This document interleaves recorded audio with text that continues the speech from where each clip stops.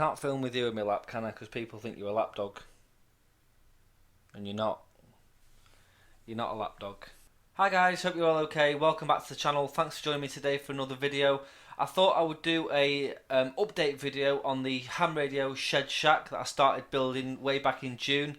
So those of you who follow this channel regularly will know that I've done a series of videos documenting the build of the room that I'm in now, which is the sort of amateur radio shed shack studio type thing that I wanted to build.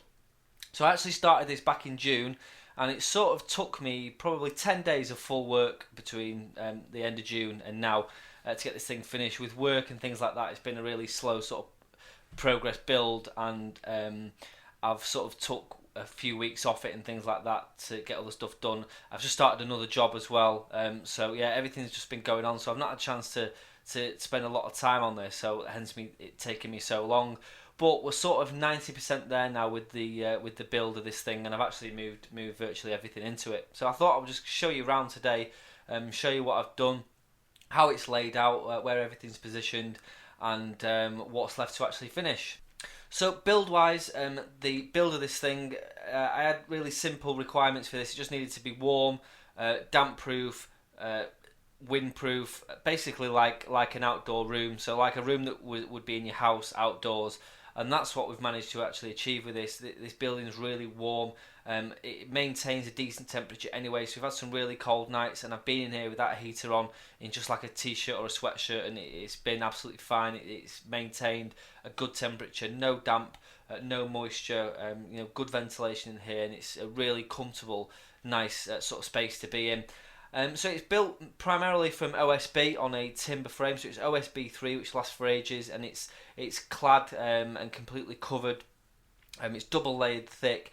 It's got a vapour barrier. It's got full insulation in the floor, walls and ceiling, and it's carpeted as well. The inside is actually plasterboarded, and where I filled and taped the joints and rubbed it down and painted it, so you would actually think it was fully plastered, but it's not. I didn't want to plaster it because wooden buildings tend to move over time, as in the expand and contract with change of temperature and things like that, and wood over time tends to settle, and it could cause cracks, or well, it would cause cracks. So I don't want to be like having to touch it up all the time. So the way this has been done with the tape joints, you know, is going to be a lot better, and any sort of cracks that do form will just be easy to fill.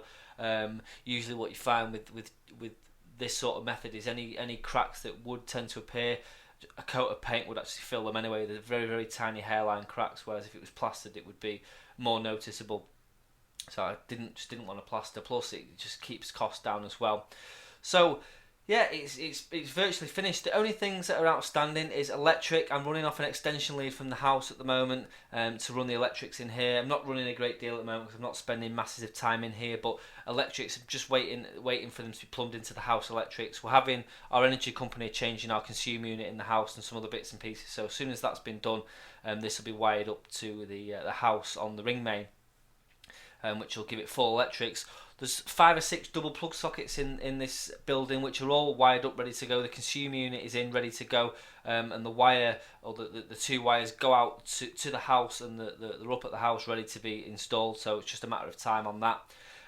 Architrave and trims around the window and door, although that's all fully sealed, it's just for aesthetics. And yeah, this thing is on the house alarm, it's on the house CCTV, so really secure. It's double locked in a locked garden, so our garden is behind gates set to the back of the house lower down, so you can't actually see this from the front of the house. So yeah, pretty secure, and we're sort of surrounded by a garden, so there's no streets or alleyways that run around the shed. So yeah, I'm not really concerned about security here. It's going to be pretty hard to get into. So yeah, that's what's left to finish on the build. On the last thing as well is internet, just waiting to run an Ethernet cable into here, so I'll have a router, because the garden's quite long. We just about pick up the Wi-Fi in the house from here, and it's not strong enough to like upload YouTube videos and stream videos and things like that, so I'm going to get a router in here so we've got full internet. So yeah, as soon as the electrics are in and the router's in and we've got a ceiling light, we'll be good to go. Then sort of probably January, we're going to look at putting a mast up outside, so it'll be a pole concreted into the ground with an antenna on. I've not done that yet, and that will dictate the final layout of things in here, where coax is going to come in. I've already left a couple of areas that I know I'll be I won't have any issues getting coax into here. It's going to be RG213, so it's quite thick, but that's sort of ready to go as well. So yeah, we're pretty much set up. So I've got like a bit of a TV area in here, a workshop, so like a display, a couple of display areas for some nice bits and pieces. Got a computer / YouTube station, and then the handheld collection. So I'm going to show you all around this in a second, how I've got things set up. Virtually everything's moved in now, and it's looking pretty good. And it's turned out pretty much how I was anticipating, furniture wise as well. The only thing I did change was I said I was going to get a worktop in, and what I've done is I've put a 3 metre long table in here. So it's actually 3 tables from IKEA, which are in place of a worktop. Basically, the reason for that is a worktop would have to be fixed to the wall and the floor. These tables are easily movable. I can change the configuration of them. I can swap them out. I can move them as and when I need to. It's just less permanent, so it's easier to move things around. It's a lot cheaper as well. And plus, should anything get damaged or marked or scratched, I can just replace them because IKEA do them all year round anyway. So that was the only change of plan on there. Everything else is pretty much how I said it was going to be. Carpet is all in. I haven't used underlay because the floor is like a layer of OSB, a layer of Kingspan, and then a layer of OSB. So it's warm. I couldn't be bothered putting insulation in. Underlay underneath, and I wanted to keep the cost down on this. The whole build, including furniture, materials, and everything, has cost me around £1,500, which is pretty good. You would pay many thousands for a shed built. It's more like a studio built to actually this spec. For those of you who saw the other videos, you'll see the sort of detail we put into the roof to make sure it was really strong. The OSB 3, double layered OSB 3 and all the cladding and stuff. You would never have one made for £1,500 to this spec. So I'm just glad we've managed to sort of keep. Well, my budget was £1,000 and I've gone over by 500, but it's for what it's actually turned out like, I'm not too bothered at all. I'm pretty pleased with it.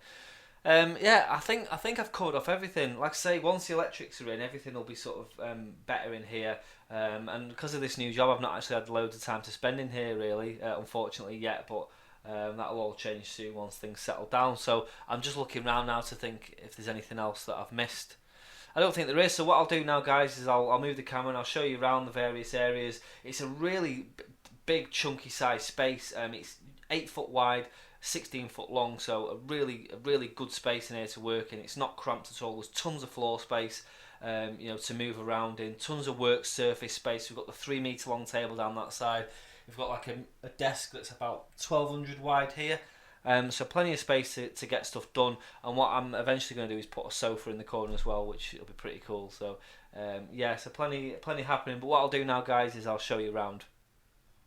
Okay guys, so I'll just show you around. As you walk through, on the right hand side here, you can see we've got the 3 metre long set of tables, and this is divided up into 3 sections. So we've got a TV area here, and just on the other side of the shed I'm going to put a sofa in here so you can like sit down and watch a bit of TV, watch YouTube, things like that.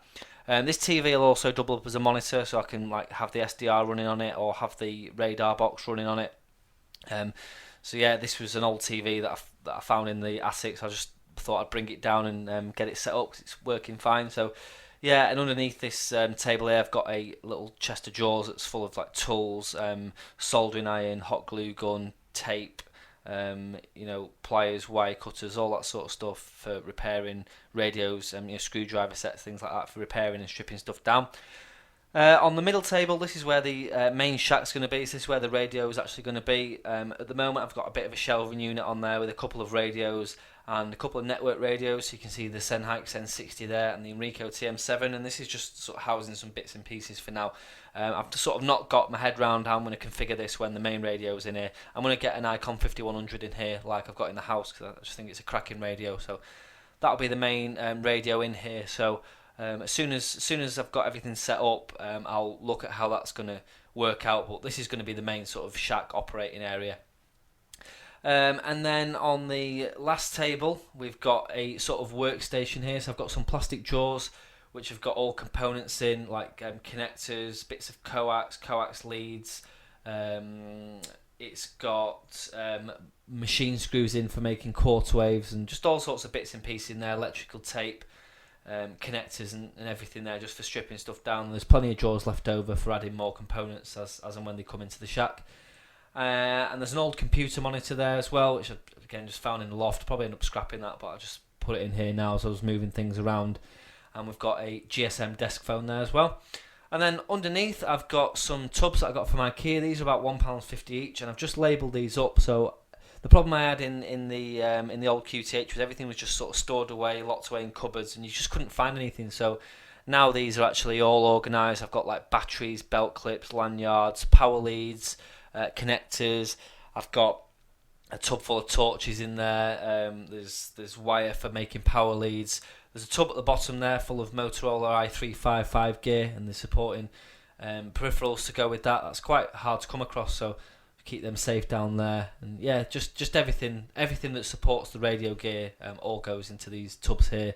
USB leads, audio video leads, just save scratching around for things. We can just get stuff out and get things done. So. And then further down at the end, we've got a display unit here. This is sort of still, everything's just sort of been put on here, but I still need to sort this out. But it's basically got loads of mobile phones on it and some vintage stuff. We've got the RAC bag phones, we've got some AA bag phones there. We've got the Motorola 4800X bag phone and the Storner phone equivalent. We've got a Martin Dawes MD100 there, which I'll do a video on at some point there. Pretty rare nowadays as well. And there's a Yaesu FT290R, I think that is, and that's a multi-mode 2-meter radio, really nice. It's got the carry case that goes with it and stuff, so yeah, that's I don't use that enough. I should make like a tape measure Yagi or buy a beam and go out and do some contesting with that, but really nice radio and it works well. On the back we've got a glass display cabinet with my pride and joy in, my rabbit collection. So rabbit telepoint, I collect anything to do with that. I've got quite a bit now, so I'll do a video on this, a collection video at some point. I've got a short documentary about rabbit coming up at some point. That's part written, still on the list to do, but I'll do a collection video before then so you can see that. And then on the opposite side at the back, we've got the desk with the computer on and the microphone, so that's where I'll do a lot of the YouTube videos and things. I might start live streaming from here, and this has just got a PC set up, so when the internet's in here, that'll be plugged in and we can use that for uploading videos and things like that. And there's a couple of bits of plants and a mobile phone and just some nice bits and pieces on this desk. This is more of a YouTube studio workspace type area rather than the workshop on the other side. And I've got some radio books there, so if you need a 1992 call book, then come to me. There's all sorts of frequency directories and stuff there, just handy for reference really, looking at the past. A lot of these aren't relevant now really because things change so much, but these are nice to look back on should you need any reference for anything that's not in service anymore. And then the main event in here, this is an IKEA Kallax unit, and in here I've got my handheld radio collection. There's quite a lot in here now. I'm not sure exactly how many, see if you can pause and count. There's quite a lot. And for those if you're wondering why I've got so many, you can never have too many toys, and these things are so cheap, they're just really collectible, so I collect them and display them on here, and they're there already. Should I want to use one, I can just grab one and go with it. We've got network radios in there, we've got some DMR radios, we've got some stuff from Samcom, all sorts in here, all displayed nicely. Again, these were just all sort of packed away in drawers and cupboards and things. It's nice to have them all in one space. And then the front I won't show you because there's nothing actually here at the moment, but there's going to be a sofa going into here so I can watch TV, and if people are in here they can sit down and stuff. So yeah, that's the basic layout on the Shed Shack, guys. I'm hoping you'll agree it's looking pretty good. I'm quite happy with it. Still bits to do, but it's definitely taking shape now compared to the last video. Okay, so I hope you enjoyed that sort of quick tour of the amateur radio Shed Shack studio outdoor building type thing that I've made here. I hope you like it, and I hope it inspires you if you haven't got a space for radio and you've got a bit of money spare, then I hope you take some inspiration in building something like this. As I said in the other videos, I know there's a million and one other ways you could do things. There's a million and one better ways you could do things, and there's a million and one of the same things that you could do to make this different. I haven't got an endless budget, so it's built how it's built. I'm happy with it. It works really well. There's no issues with it. So I appreciate feedback and stuff, but I know there's a ton of other ways you could do things on here. So Just bear that in mind. What I'll do is when everything's finished, I'll give you a bit of an update when we've got the electrics, internet and stuff like that in, and things are a little bit easier to work in here. But yeah, I'm happy with it, and I hope you like it as well. I think it's definitely paid off the wait. Okay, if you enjoyed this video, give it a thumbs up. If you haven't already subscribed, hit the subscribe button. Not far off 10,000 now, guys. Hoping to hit 10,000 subs by Christmas, so thank you. And if you've got any comments, suggestions, questions or feedback, drop them in the box below and I'll get back to you very soon. And other than that, I'll say 7-3 for now. Thanks for watching. Cheers.